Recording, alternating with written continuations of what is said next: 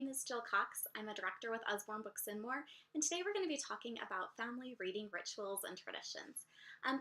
Routines and traditions give kids a sense of belonging, they help them feel safe and secure, and they strengthen family bonds.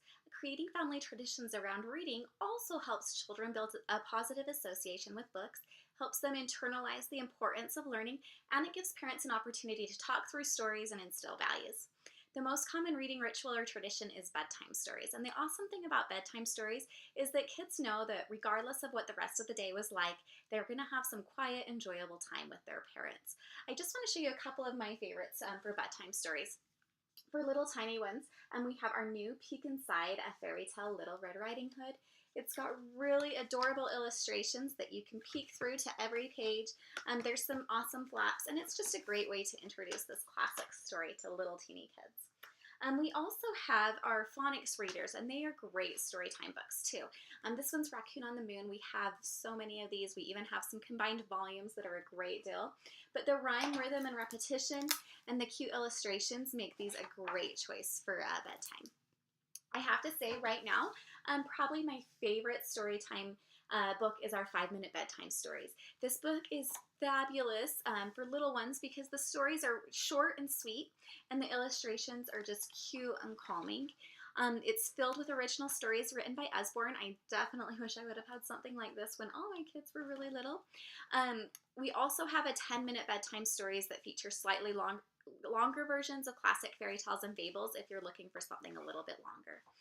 Bedtime stories are also a great time to introduce little kids to chapter books because kids can listen and comprehend at a much higher level than they can read. And listening to stories can increase their attention span. So you can actually introduce simple chapter books to preschoolers. Some great ones especially for that are our Billy B. Brown and Hey Jack books. These are not only awesome to introduce them to being read a chapter book, but also for them to read their very first chapter book because there's not too many words per page and there's some illustrations to help break it up. So when they want to feel like a big kid, these are a great choice. By the way, if you struggle getting little tiny kids to listen to a story at bedtime, mealtime can be a fabulous time for stories too. For older kids, I love our illustrated stories. And actually, this delightful illustrated story is really a great one to introduce as a beginning chapter book read aloud because the illustrations break it up and are so beautiful. And then for older kids, we have our illustrated originals. And these are original, complete, unabridged books with gorgeous illustrations. It's just going to make it the content more accessible to kids. These are also great if you have a child that's reading well above reading level, but you don't want to introduce them to mature content. And I know that my 14-year-old son enjoyed listening to this so much when we listened as a family that he ended up reading it on his own as soon as we were done. Okay, so another common family tradition is giving books as gifts. Books aren't easily broken, lost, or forgotten. They don't contribute to that cluttered feeling that you often get after birthdays and holidays when there's just so much stuff. Even better, parents, grandparents, aunts, and uncles can write a meaningful message inside the front cover, and that will be cherished as the child grows. Now, for a baby, my absolute favorite gift is this illustrated, beautiful nursery rhyme book. It's cloth bound. The illustrations are gorgeous, and it really has hundreds and hundreds of rhymes. A similar title to that is our new illustrated alphabet. And again, it's also cloth bound. I just love that cover. It's so beautiful. And I'm seriously like crazy in love with this book right now. It's so pretty. It introduces kids to different animals, and there is such adorable alliteration on this book. Older kids love series fiction.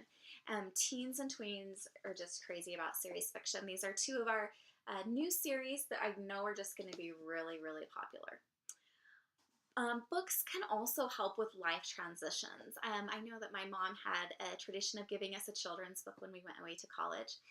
Jonathan James and the What If Monster is an awesome book to help kids facing a transition, like maybe a new school or trying a new sport, a new sibling, or any other time that they may feel worried. I really think this book should be on every family shelf because the hopeful message of Jonathan James and the What If Monster is something that adults need just as badly as children. And I do highly recommend getting both the book and the plush. This is our little plushie guy, because kids love having a what if monster to cuddle. The last tradition that I wanted to share with you is one that has become very meaningful to our family, and that's to use books as an advent in the days leading up to a special occasion, such as a family vacation, or holidays like Valentine's, Easter, and Christmas. During one holiday season, our family was going through a rough time. It's kind of chaotic and challenging, and we were struggling to make the holidays joyful.